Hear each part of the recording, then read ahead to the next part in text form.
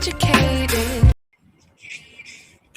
I'm also talking about Detroit Lions losing Al-Quadin Muhammad in free agency, but let's talk about this first. I haven't read it. I just seen the headline.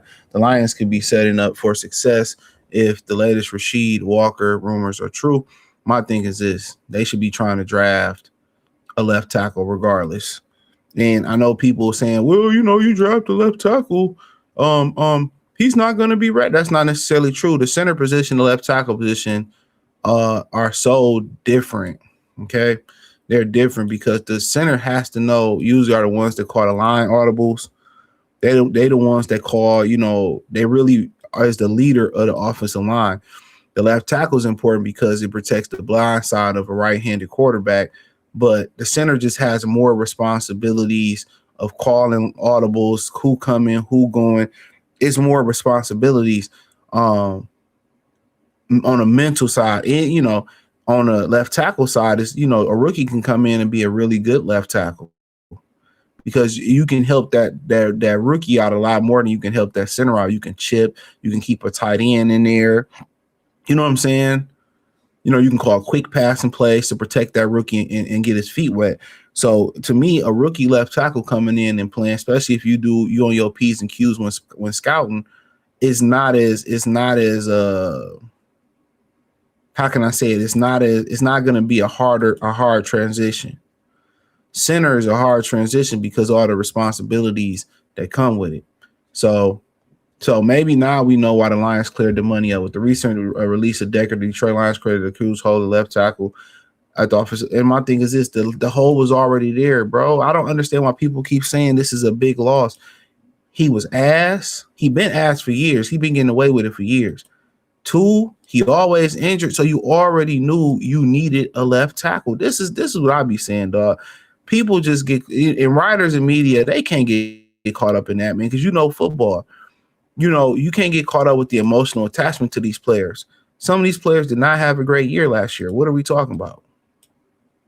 Some of these players did not have a great year last year. So that's one thing I don't really understand is this thing where Taylor Decker was this great player. He wasn't. He was an okay player. He was a pretty good pass blocker, but shitty in other lanes. And am I wrong? I know I'm not wrong. But the Lions aren't moving like they know it, though. Detroit's going on free agent and done an average job on the market. K. Mays was a good sign that they've added a meaningful depth at tackle, quarterback, and running back. But they've brought back some key players, Rockassi and Malcolm Rodriguez, to add even more reliability to depth. But at starting left tackle feels a lot more important than their activity lets on. This is Jared Goff's blind side we're talking about. Panisa could hypothetically slide over the left tackle in a pinch, like he said. But would Detroit really want to throw a all-pro right tackle off his game and his rhythm? Yes. No, they wouldn't. If they did if they did want to avoid that problem, there's a huge name still in free agency, and this Rasheed Walker, former left tackle of the Packers, who would be a solid replacement for Decker. They're pretty much the same player, and I'll explain that in a minute. But they're probably a huge hang-up about the price and length of any deal the 26-year-old Nets. Per ESPN, Al Schaffner, 12-minute market interview later pointed might not be as great of a sticking point anymore. Or latter point, excuse me. The quote: "There were not a lot of teams in the left tackle market to begin with. There were only a few teams, Cleveland, Detroit, and a few others. What happened is there were not a lot of teams, and I think he's now going to look at a one-year deal to put himself in a good situation to go back into the market next year."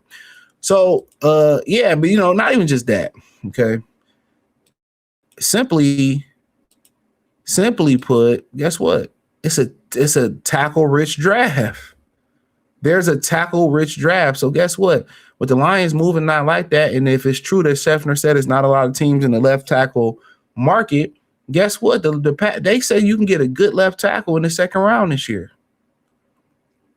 Think about that. You can get a good left tackle in the second round. So they know they can get a good tackle prospect and they know they can start, if they do their scout right, they can start a rookie at left tackle. You know what I'm saying? That's what you do. You're looking at arm length, you're looking at athleticism. But with Rasheed Walker, It's pretty much the same thing going on with Decker. Amazing, pretty good pass blocker, shitty run blocker. In a 1-year deal, you might get the best version of him. You might get the best version of him in a 1-year deal.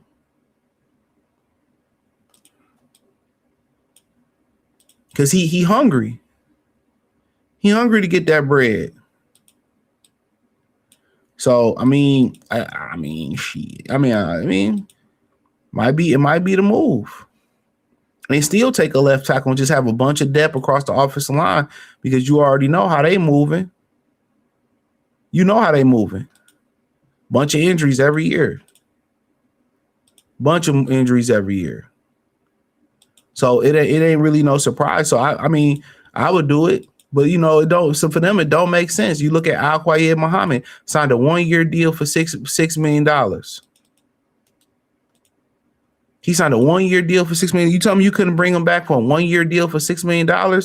Like, okay, what you plan to do with that money that you created with the cap space with Jared Goff? That's what I don't understand. What you plan to do with that money?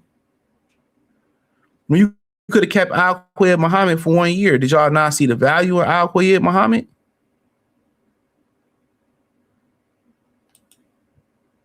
That's my thing about it. Did you not see the value in him? Did you not really like him? That's my thing. That's my thing. You could have brought him back for the right price.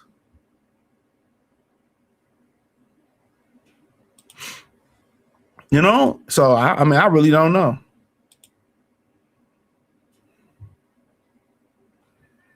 So maybe I'm tripping. I mean, that's what I'm looking at. Like, you could have brought him back for the right price. So, man, I don't know. Obviously, how they moving or how they grooving or whatever they got going on. But to me, it highly didn't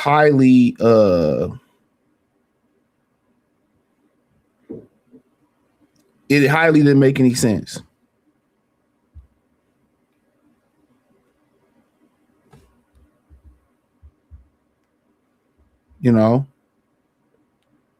It highly didn't make no sense. So,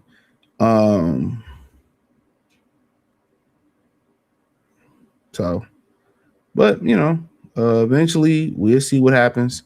But to me, I literally didn't understand it. I didn't understand it. So, but Al-Quadin Muhammad should have still been here for that price. And in my opinion, Rasheed Walker, I mean, I like to pick up, but I still would draft the left tackle.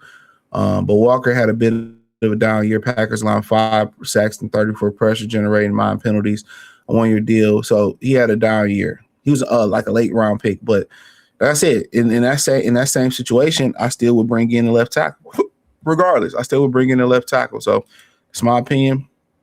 I think it's imperative you draft one in a tackle-rich draft. You pick the one you like, and you get younger. You start over. You give some security. That Larry Broom guy from Miami. You bring in Rasheed Walker. You bring in that rookie, which you got a lot of options. And if somebody take the bull by the horns and they run with it, either you keep the options open, or you trade somebody. You know what I'm saying? That's just what it is. Rather be safe than sorry. But hey, thumbs up the video, share the video, subscribe to the channel, hit the link in the description, say find me everywhere. That's my link tree. Find me on Instagram, Facebook, Kick, Twitch, the whole 9. Peace.